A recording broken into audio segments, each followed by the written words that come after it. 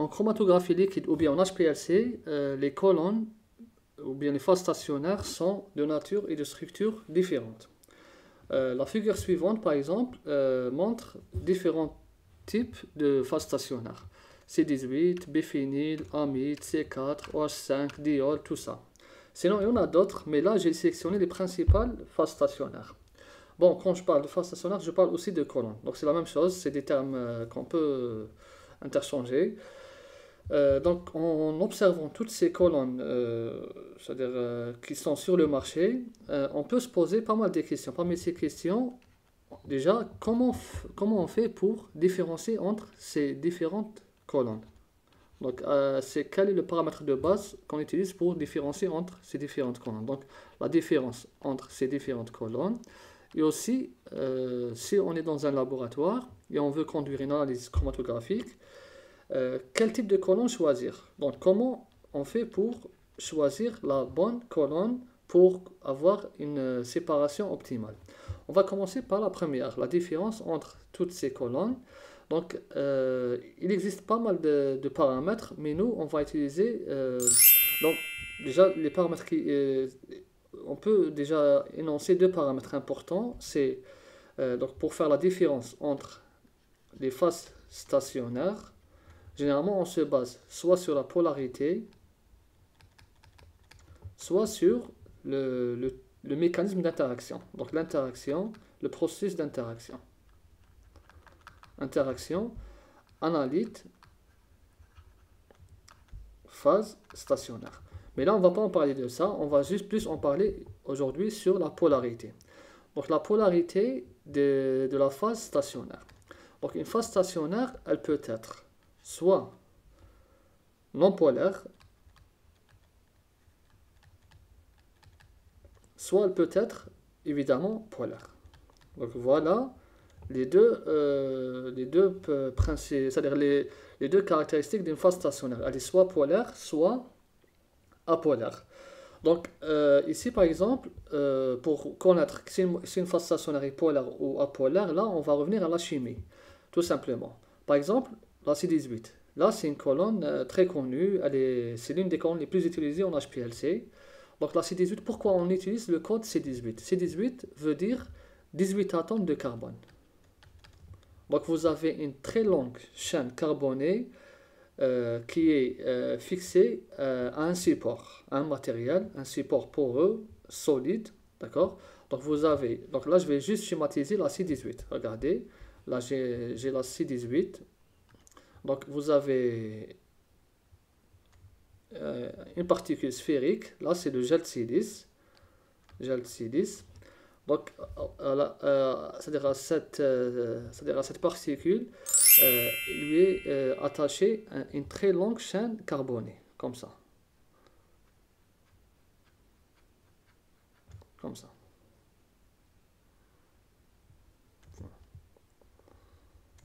Donc là, à la fin, vous avez 18 atomes de carbone.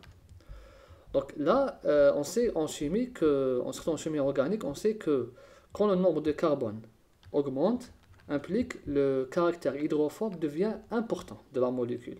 Donc le caractère hydrophobe de la substance devient important.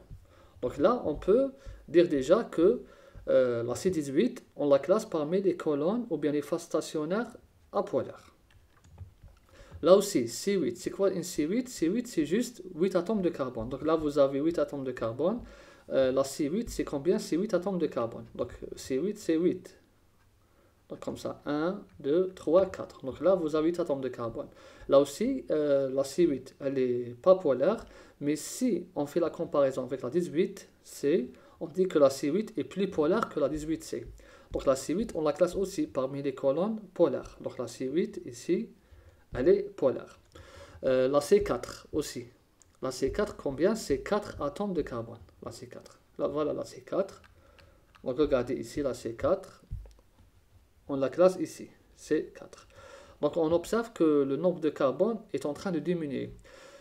Plus le nombre de carbone diminue, plus la polarité augmente. Donc ici la polarité, ici, la polarité, elle augmente dans ce sens. Donc on a C18 18 qui est apolaire.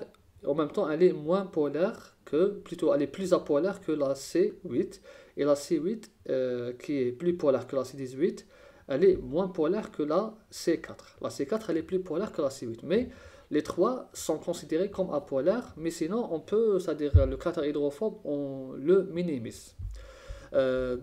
Ensuite, vous avez le phényl.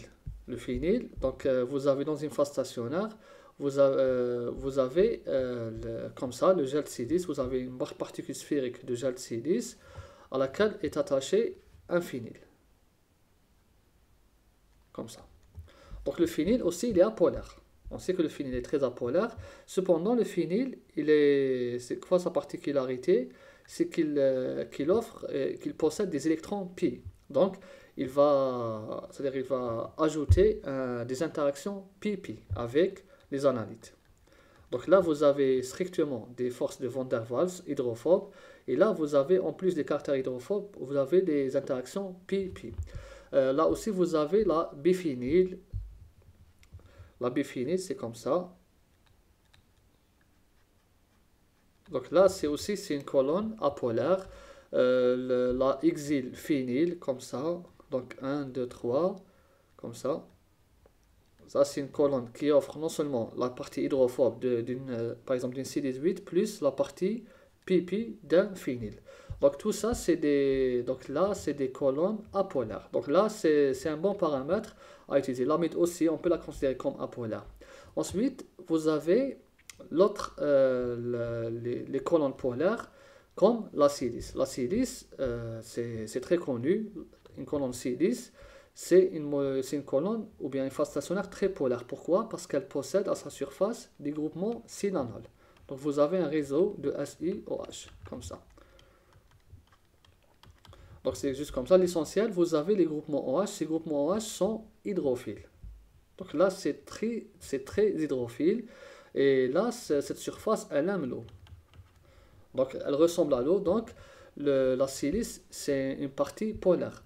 Aussi le OH5, le diol. Le diol, c'est quoi? C'est une phase stationnaire qui est composée d'un diol, comme ça. Donc ensuite, la structure, je ne connais pas bien, mais l'essentiel, c'est une phase stationnaire à base de deux fonctions OH. Ou bien une phase stationnaire qui contient 5 groupements OH. Comme ça, par exemple, OH, OH, OH, comme ça, OH, comme ça, à peu près comme ça. Donc 1, 2, 3, 4, 5. Donc là, c'est aussi une colonne très polaire. Donc là, on peut ajouter comme ça diol. Donc là, vous avez, c'est-à-dire là, on a classé les colonnes ou bien les phases stationnaires en HPLC. Donc on les a classées par rapport à la polarité.